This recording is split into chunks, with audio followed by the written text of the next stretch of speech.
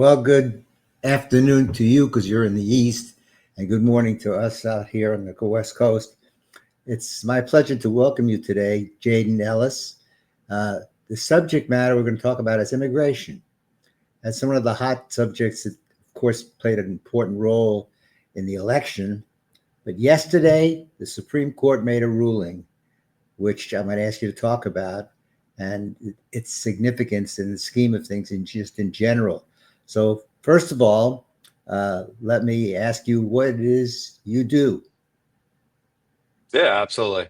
So I'm a former Hill staffer. Once upon a time, I worked in Congress, and before that, I worked in television and radio.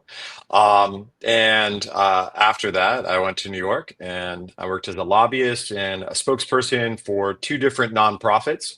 And now, I write on fashion, I write on culture, I comment on politics. And on the side, I do marketing and help people connect with audiences.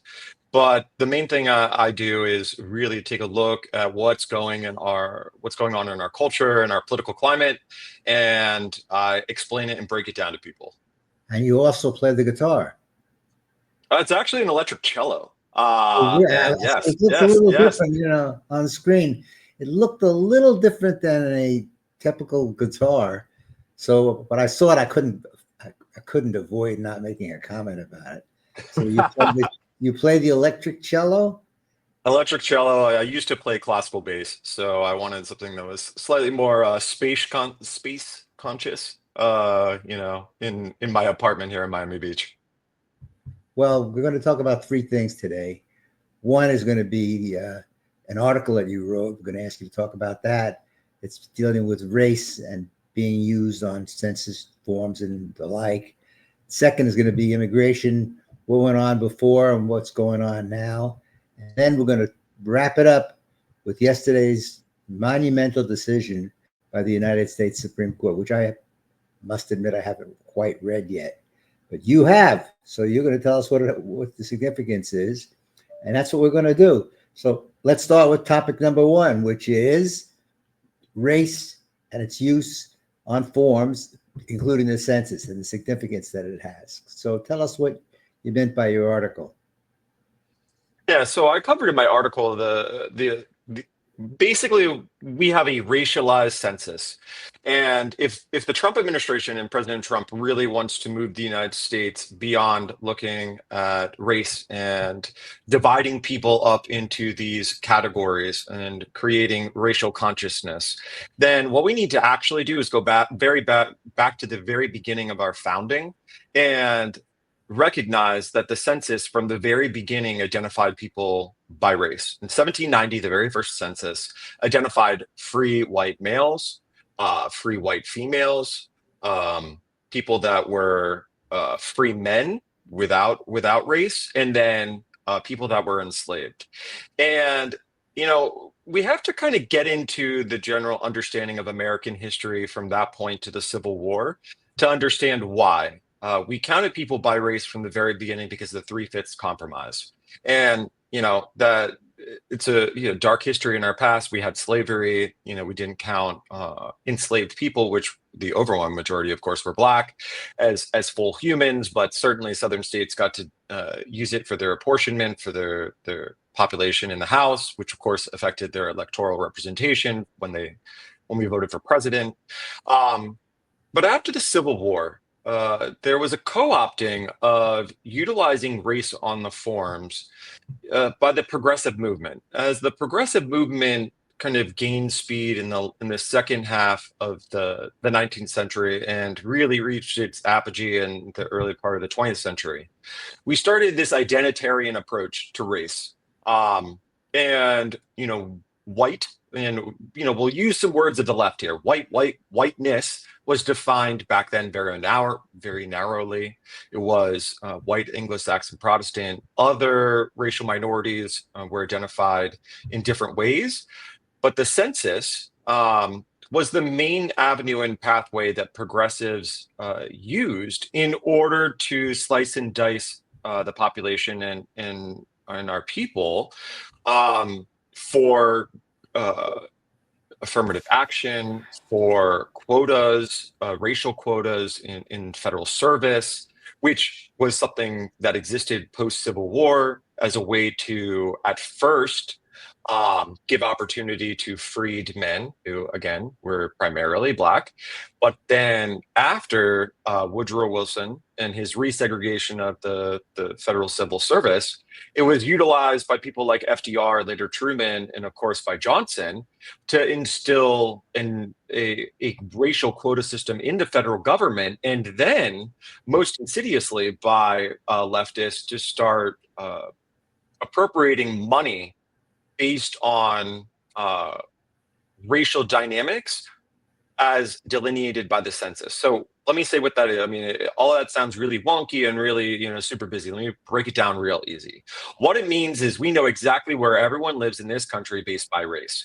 And we give money from the federal government and our states, whether it's grants, whether it's direct taxation, taxes that are doled out, whether it's block programs, whatever it may be, predicated primarily on race. And what does it do? What have the outcomes been? Well, I can tell you. We have failed schools. We have exorbitant mortgage rates for people that are minorities in this country. We have underfunded police departments and fire departments. And it's because we have a census that collects people by race and is then weaponized by leftists to double down on their policies. And, before Barack Obama, Americans, if you asked them, said, are race relations headed in the right direction? And most people, a majority of people said yes. After Barack Obama, the majority of people say no. And that's because some things that happened during the Obama administration that are especially egregious are the weaponization of this census data in order to force communities to include more minorities, including minority communities to include other minorities. So the leftists utilize this information in order to essentially destabilize existing communities. And, we saw this most egregiously during the 2024 debates where Trump was referencing Haitian immigrants eating the cats and dogs in small town America. And you have to ask yourself, it's bizarre. Why would immigrants, be resettled in small town America? Most people in their mind have, immigration ports of entry, New York City, Miami, Los Angeles, Chicago. These are big cities where immigrants would naturally go because people speak their language. They have communities of affinity that they can build on and grow networks and become Americans in. And instead, it's a federal government policy of resettling people into primarily in the Midwest, white neighborhoods, in cities, in Black neighborhoods, or neighborhoods that are in opposite culture, in order to ensure permanent dependence on federal largesse. And the only way this is possible is by a continuation of the census gathering racial information. And if we truly want to end this insidious hatred of racism, we need to stop recognizing at the federal level race. So that's the argument of my article and why it's so important if Trump is really going to just kind of tear up the rule book and really say, you know what, we're going to cut spending. We're going to get rid of these programs.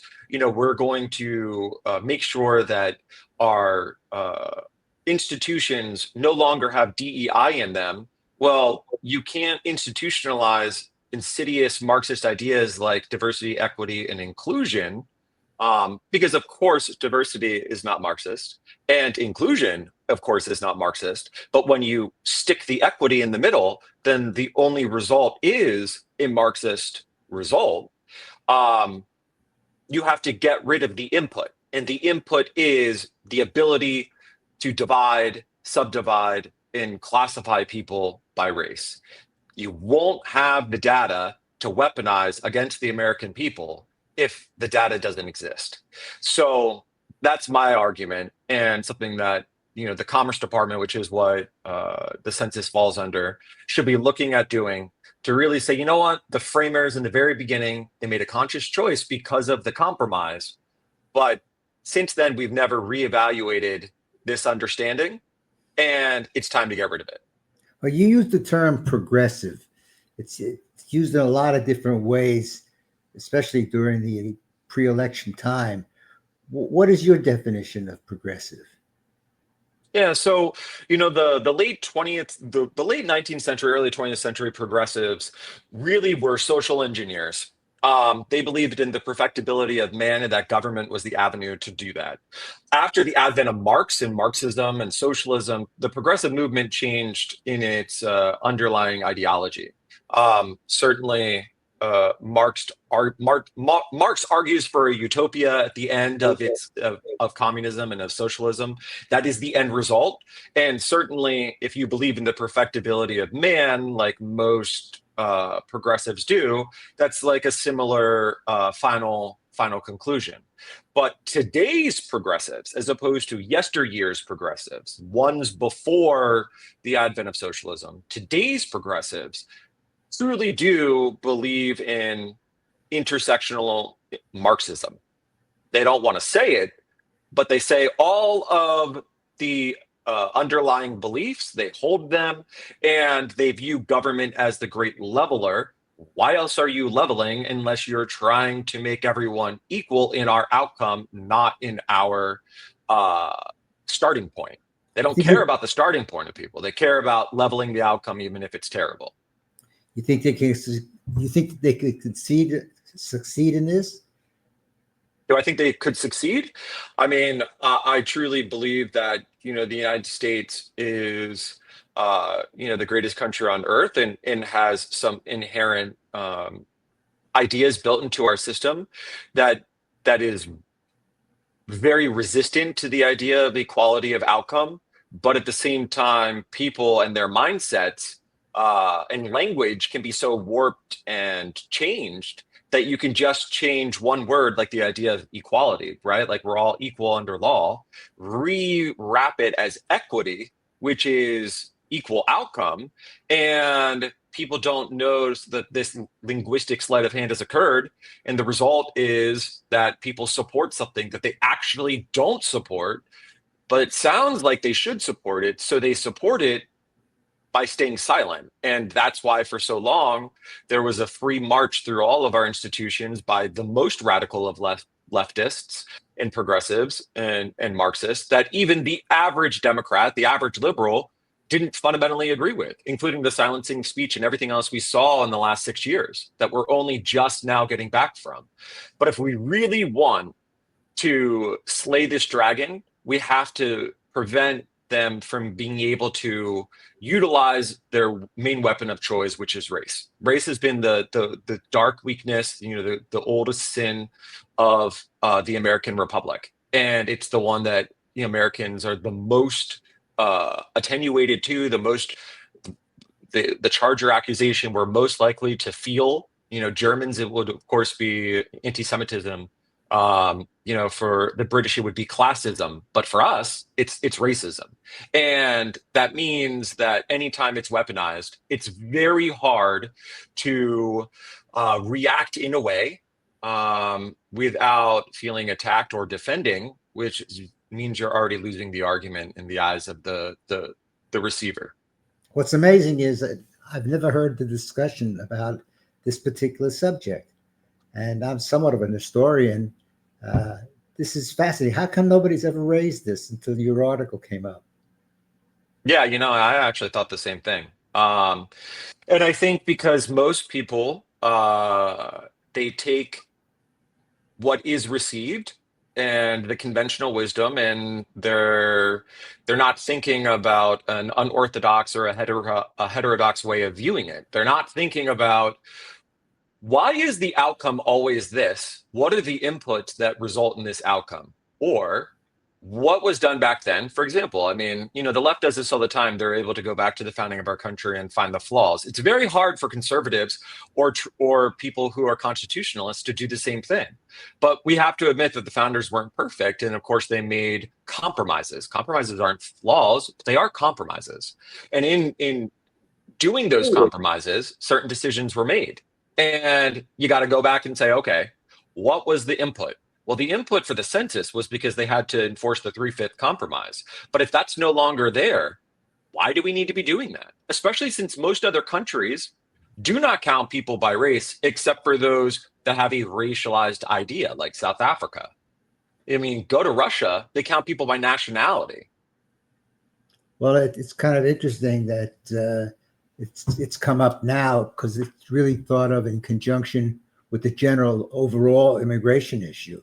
And it seems to me that the progressives and the more radical left, are basically the same. Would you say that, and we're not a political show or anything, but would you say that this concept is more involved on the left and the Democratic Party as opposed to the Republicans? Oh, yeah, without a doubt. And I'll just say this, right? So identity is cultural, right? It's not political, but we politicized it. And that's where, it's so interesting when you take a look at something like this. I live in Miami-Dade County, Florida.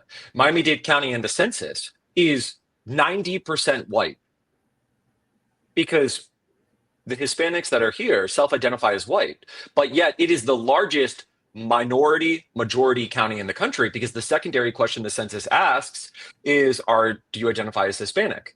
And then the overwhelming majority, I think it's 92%, identify as Hispanic.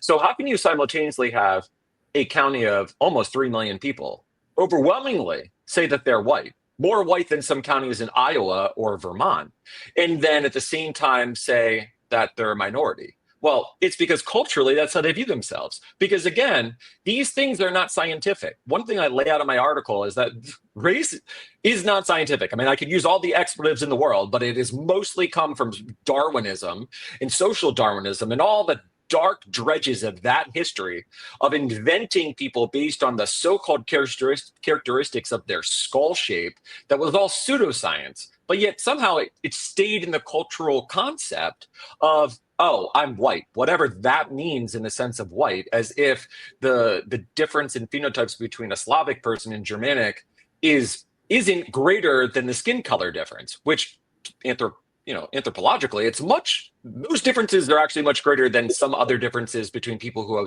whose skin colors are different.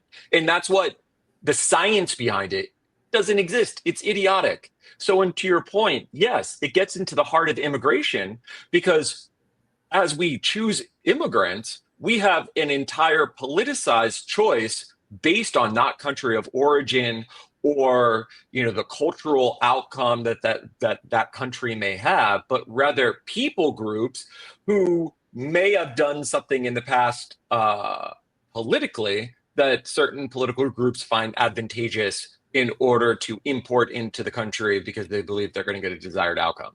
Well, we've been talking about your article. Why don't you identify it for us and where people can go to read it? Because I read it yesterday and I thought it was kind of interesting. Tell the folks where they could see it. Yeah, so it's published at swania.co, and that's SOIGNE.co.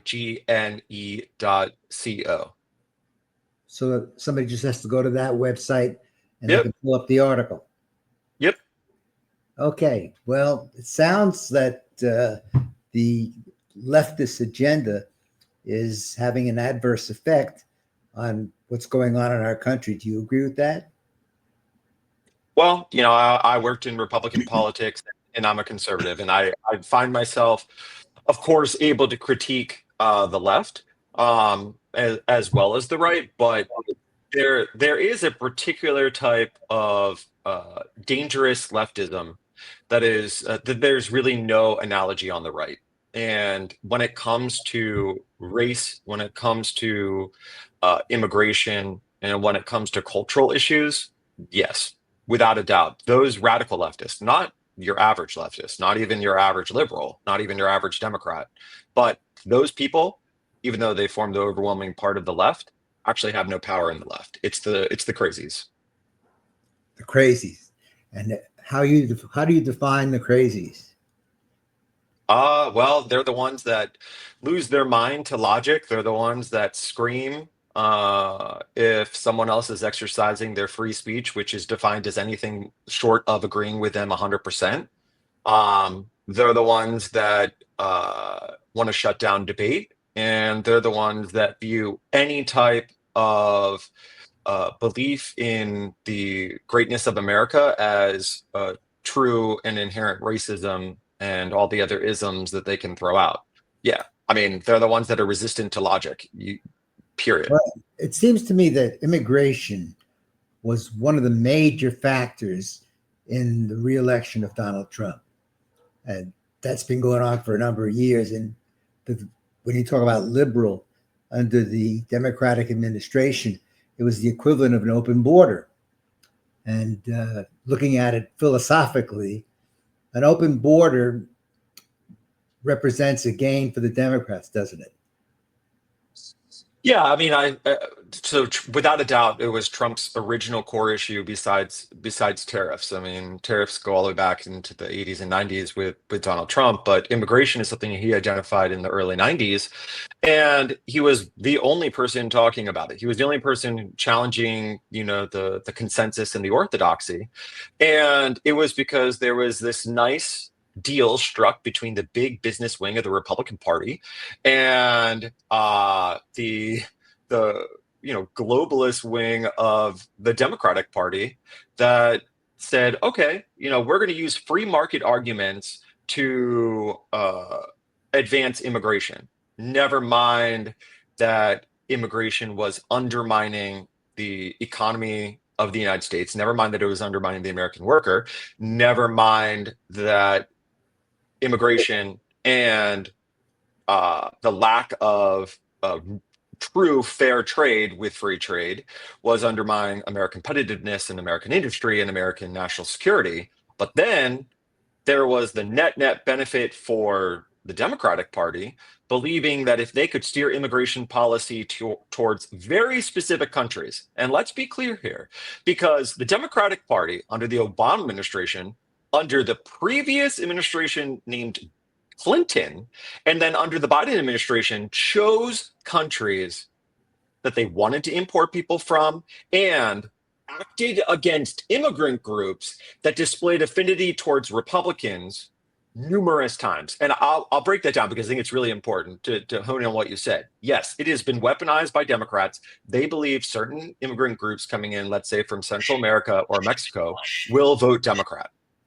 But Democrats also know that immigrant groups coming from Venezuela, immigrant groups coming from Cuba, vote Republican, which is why the one and only time you saw the federal government come in and separate children from parents was the separation of Elian Gonzalez from his family in South Florida, when they, at the point of federal FBI guns, took this child and sent him back after his mom risked their lives to bring them to the United States. Why? Because the Cuban community didn't support the Democratic Party nor Bill Clinton. And then you saw Barack Obama in his last act, when right before he left office, removing wet foot, dry foot as a policy. Why? To punish Cuban immigrants. And then finally, the Biden administration self-selected the type of Venezuelan immigrants that would come in, with ones that had to be referred by the government, not ones that were running to oppose and get away from the government. Well, why? Because I guess if you're supporting the Maduro regime and you're looking not for asylum and freedom, but rather for government to give you what you want, then that's what you're going to do. So it's not that immigration is bad. That's never been the argument of anyone in the United States that's held real policy power. But it's the recognition that, just like with the census, all these things are connected. If a culture, a particular part of the culture, sees a way to weaponize something and you're not cognizant of their ability to do so, nor are you even interested in exploring that they could, then they are going to. And the result is going to be an accumulation of political power for one party at the expense of others, until someone like Donald Trump, and until something like what happened with immigrants, legal immigrants to the United States, Hispanics, and other Asian groups, saying, hold on, you just imported up to 20 million people illegally, and you're going to tell me that they're equal to me who waited 6, 7, 9, 11 years to become a US citizen and exercise my rights? Hell no. And that's why you saw the erosion of numbers for, the first Black Southeast Asian immigrant child Democratic candidate woman ever, because people said, I don't care about all of those identities. What I care about is that you guys are creating an unfair system to benefit yourselves. Well, I looked at it kind of simplistically, I suppose. It seems like they expected those people that came into this country that was a result of the open door policy would vote Democratic. Well, And yeah, I mean that's exactly what they expect. That they expect that once they give amnesty and the right to vote to these people, right? Because that's the second part of the plan. It's not just import them, it's then extend amnesty and then slowly give them the right to vote. Lower the age of voting from 18 to 16 or 4 or whatever crazy people want. If they believe that those people are susceptible to the propaganda to just pull the lever for the Democratic Party, the party that gave them the perks. uh, didn't it have an effect really on the economy in terms of employability, affecting American workers because now you have a cheaper labor source? Well, of course. I mean, that's the thing, right? So the big business wing of the Republican Party makes this deal with the left wing so they can import cheap labor, undercut American workers, and create an indentured servant class, right? It's not a class of people that are slaves, but it's an undocumented class of people who aren't protected by worker or laws. They're not protected by workplace protections. Who are they going to tell? I mean, if you have someone who is your nanny that you've hired illegally, and your husband or you strike them, who are they going to tell? The Ghostbusters? They're not going to tell the government. There's no one that's going to come in and protect them. Why? Because they might get punished. They might get deported, or worse, if it's a state like New York or California, they might get taxed. So that's the last thing they want, since tax rates are so egregious there. No one's going to report it. And if that's just some basic thing, right? Like, what about the laborers out in fields for farming? What about the ones doing manual labor in construction? I mean, where are those protections? How are they enforced? They don't. We have a permanent indentured servitude class that we've imported, and everyone just acts like that's completely acceptable in the norm, and we should all celebrate that. It's disgusting. And it's bizarre because it undercuts American workers and also puts all these people at risk. So, what effect has the Trump administration had on curtailing some of these abuses as you've described them? I mean, I would say a great effect. So first, when the administration came in, they shut down the border. What that means is, one, they telegraphed, they communicated in advance that the previous policy would not fly anymore. So you had the remain in Mexico policy be reinstated. You had Mexico essentially be forced to stop the caravans, the immigrant caravans that were coming. And then we have the greater enforcement by Customs and Border Protection on our ports of entry and ports, right? So a lot of people don't understand, but the human trafficking and human smuggling that comes in, which is a grievous crime and terrible, comes in on container ships primarily. And we before we're quite lax in the scanning of those ships. Most of that is organized crime, whether it's East Asian crime, whether it's the triads, etc., or South American criminal elements. They increased the staffing in order to do those inspections. And then on the northern border, in ensuring that Canada was put on notice and that illegal entry into the United States was precluded. They've used and included things like drones and AI to identify things. So they've gotten a lot smarter. But then also the enforcement. The enforcement means if you come over and you're not supposed to be here, we're going to round you up and we're going to send you back, instead of the old policy, which was, and I don't know if your viewers and listeners know, but the old policy under the Biden administration was this app called the CBP app. All right. And it came preloaded on phones that NGOs would hand out on the border to people coming across illegally. And in that app, all you do is fill it out. with your name, supposedly your name, and you get a future court date that there was a response and a compliance rate, something under 5%. I mean, I believe it was around 3. I don't have the number in front of me, but it was uh, unbelievable, just unbelievable. And that was the enforcement mechanism by the Biden administration, which is why you had tens of millions of people coming across illegally. So the Trump administration has done all that, but they've also done other unique things, like utilizing uh, the Alien Enemies Act, which that specifically was utilized for a criminal terrorist gang called Tren de Agua. I'm sure most people are familiar with it by now, but the act required 3 different tests. They didn't have to be simultaneous. They could be separate. So, declaring of an invasion, declaring of an enemy incursion, or declaring of an insurrection within the United States by a country that is deemed a belligerent, an enemy of the United States. The historical understanding was that we were at war with that country, or should be at war with that country.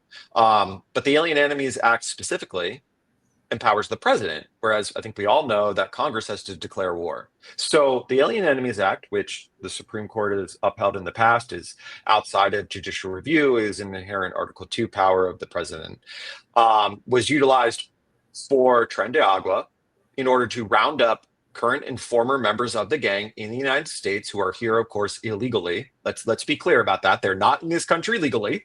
They're here illegally. They're quasi agents of the Maduro regime, the totalitarian dictator of Venezuela, who is starving his own people and is causing the largest mass migration of human beings in the Western Hemisphere ever. Just to say that. There are millions of Venezuelan refugees in Brazil. There are tens of hundreds of thousands of them in neighboring countries in Colombia. This is the same man who wants to invade Guyana, an oil-rich, very small country next to him. He is a dictator. He is dangerous. This is something unprecedented in the Americas. Well, it's kind of like, weapons are here, and their name is Tren de Agua. well, They were until they were sent to El Salvador. It's kind of interesting that you raise it now, because yesterday the Supreme Court made a very important decision, and you referred to the Alien Act and all of that. Explain what effect the ruling yesterday had and how it favors basically the more enforceable immigration policy.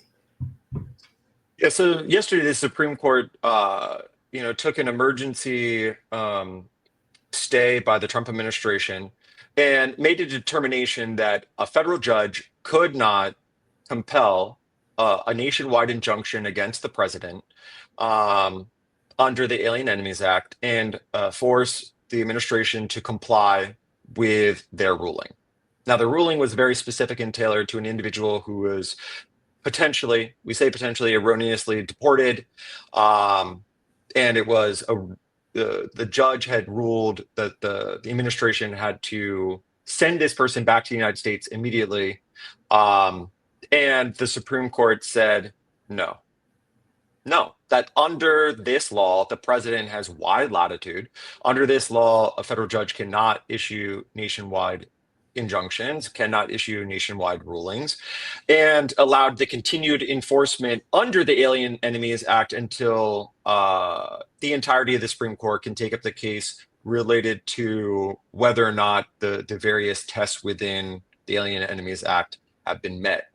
Which means enforcement, the short of that, the net for the average American is that the president can continue to use the Alien Enemies Act in order to ensure Americans are kept safe, and the judiciary is not going to stop or enjoin that enforcement until they make a full decision on the constitutionality of the actions, which means that these dangerous people won't be here in the U.S. Well, it deals with a subject called due process. We all know constitutionally we all have rights to have due process. Means certain procedures must be followed substantively and procedurally. How does this ruling, even though it's only temporary because it's based on an emergency basis. How does it affect due process, if at all? Yeah, I mean, due process is our rule of law argument for making sure that before the government does something, that your rights have been respected. Now, due process does not mean that the consequence does not occur. Okay, so whatever it may be, whether it's criminal, whether it's civil, whether it's the government taking something like your house or your property, they have to follow due process of law. Okay, and that's usually spelled out in both case law and statute. In this case, due process of law relating to illegal immigration is very narrow because the Alien Enemies Act has a very wide scope that narrows greatly what due process is. Traditional due process for illegal immigrants is something along the lines of this. They come into this country, they are illegal, they're identified as such by the government. Historically and traditionally, they have the right to representation. They have the right to various levels of identification. So they're here under provisional asylum. They're here under asylum. They are a refugee. They are someone who is here, and even if they don't fall into those categories, they might have a family member. They might be receiving medical treatment. And each and every single one of these instances has a due process provision attached to them that are all administrative. What does that mean is that various parts of the federal code spell out administratively what can be done. So that person may have to demonstrate their medical need. They may have to demonstrate their threat politically if they return home. How they do that with documentation. Representation is given to them if they cannot afford it. The administrative agency then reviews that. That is then put before an immigration judge. An immigration judge makes a determination whether the agency followed their own policy and procedure. If not, then any removal, of course, is stayed, and it is not even something that a judge could substantially decide on. Instead, it would be the administrative parts. And what that means is that it's a long, very litigious process to remove most people who, in fact, are in this country illegally and have broken the law. What this law does, the Alien Enemies Act, is it precludes almost all of that. The only opportunity an individual has is to prove that they are not a part of the criminal enterprise that's been deemed to do so, and they have a very narrow window to do so. And if they cannot do that within that time, then they're gone. Of course, like anything else in the United States, there is the opportunity on the back end for injunctive relief or legal remedy, but it's after the deportation. It's not before. And that's why this is so incendiary to the left. That's why it's so incendiary to immigrant advocates, because in their mind, anything that cuts down on due process must be wrong, as opposed to there is such thing as limited due process. Well, I guess we can conclude by asking you an opinion. Now, I know it's speculative and it's conjectural, but do you think we're heading in the right direction? I mean, I think, in the big picture, we're headed in the right direction with equal enforcement of law. For me, the most important thing is the equal enforcement of law. I don't know what the point is of having immigration laws if we don't enforce them. I don't know what the point of having criminal law is if we don't enforce it. If we don't want them, then get rid of them. Have the courage of conviction and repeal the law. Take action. Otherwise, let's enforce it. Like, to me, it just makes no sense. And I think to the average person, it makes no sense. And I think we finally have a president that has, for all intents and purposes, a strong streak of common sense. Like, hey, it seems like the people that follow the law are getting screwed here, and the people that are breaking the law are being rewarded. Shouldn't it be the other way around? That just makes sense. Well, anyway, I want to thank you, Jadan, for a very informative discussion on a subject that people generally know very little about other than what they read in the media, which we, of course, know is oftentimes screwed in one direction or the other. And For so sure. we appreciate the information and the knowledge, and people can look up your article. It's obviously a starting point for other things that may come up.